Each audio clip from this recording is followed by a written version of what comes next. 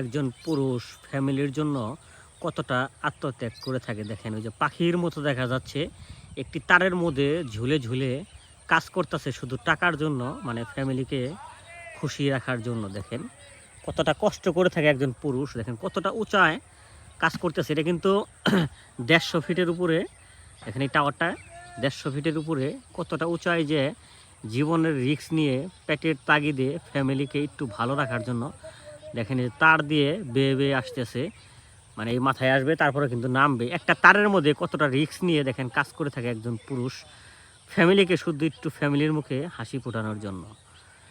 Viewers, যারা আসলেও ফ্যামিলির ছেলেরাই জানে মানে ফ্যামিলির দায়িত্বটা কি। দেখেন এই যে কতটা কষ্ট করে, কতটা রিস্ক নিয়ে, কতটা উঁচাই থেকে কাজ করতেছে। দেখেন এই যে পাখির মতো দেখা যাচ্ছে।